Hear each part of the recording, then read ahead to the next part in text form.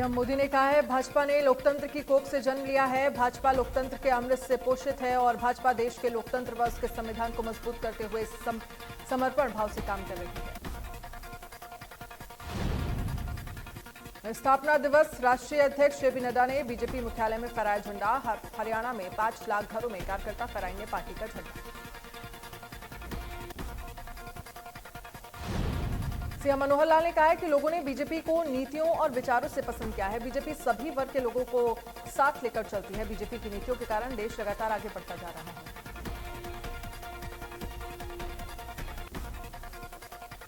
अंबाला में बीजेपी के स्थापना दिवस पर गृह मंत्री अनिल विज ने झंडारोहण किया। इस दौरान अनिल विज ने कार्यकर्ताओं को बधाई दी। अनिल विज ने कहा है कि बीजेपी की मशाल पहले अटल बिहारी वाजपेयी के हाथ में थी, अब वही मशाल नरेंद्र मोदी के हाथ में आ गई है। ओम प्रकाश धनखड़ ने कहा है कि आज बीजेपी को यहां तक पहुंचने में बहुत से महापुरुषों का भी योगदान है। अटल बिहारी वाजपेयी, लालकृष्ण आडवाणी जैसे लोगों को इस पार्टी में बहुत बड़ा योगदान है। बीजेपी के स्थापना दिवस पर कृषि मंत्री जेपी दलाल ने सीएम मनोहर लाल के साथ झंडा फहराया। इस मौके पर जेपी दलाल ने कहा है कि बीजेपी 2 सीटों की सांसदों की पार्टी से आज देश की सबसे बड़ी पार्टी बन गई है। अभय चौटाला ने प्रदेश में बारिश से खराब हुई फसलों को लेकर कहा कि किसानों की अनदेखी की जा रही है। फसलें खराब हुई हैं। 2020 से अब तक 3 साल हो चुके हैं, लेकिन किसानों को मुआवजा नहीं दिया गया है। बारिश और ओलावृष्टि से खराब हुई फसलों को मुआवजे को लेकर डिप्टी सीएम दुष्यंत चौटाला ने कहा है कि अब तक 16 लाख एकड़ की रिपोर्ट आ चुकी है। किसानों को जल्द मुआवजा मिलेगा। करनाल में कष्ट निवारण समिति की बिजली निगम के चार्ज अकाउंटेंट पर गिरी गाज। निकाय मंत्री ने महिला की शिकायत पर किए सस्पेंड। लापरवाही के चलते महिला को नहीं मिला था 4 साल तक का बिजली कनेक्शन।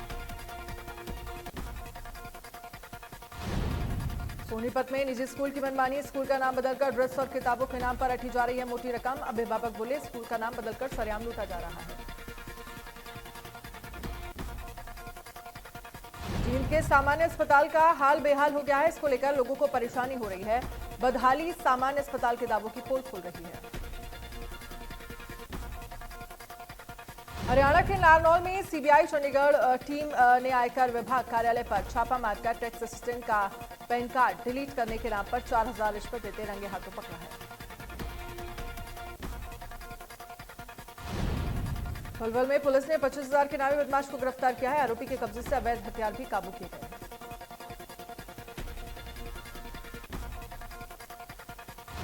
यमुनानगर में पुरानी रंजिश को लेकर 2 युवकों पर एक गुट ने जानलेवा हमला कर दिया, जिसमें एक युवक की मौत हो गई जबकि दूसरा अस्पताल में भर्ती है।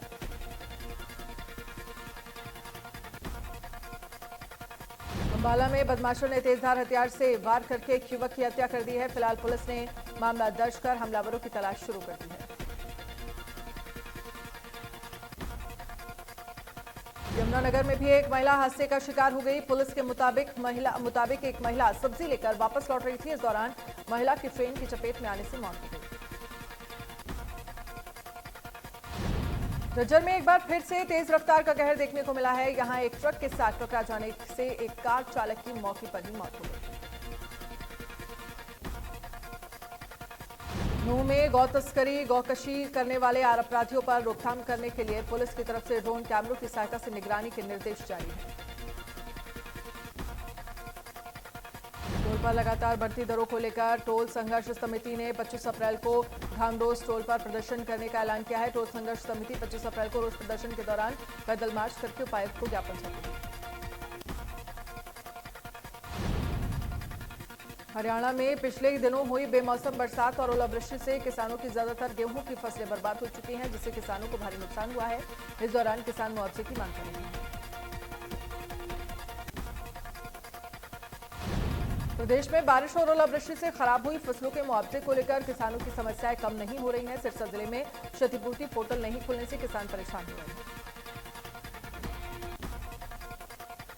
गुरनाम चढ़ूनी ने कहा है कि जब तक किसान राजनीति में नहीं आएंगे तब तक उनका भला नहीं हो सकता, इसलिए किसानों को राजनीति में जरूर आना चाहिए।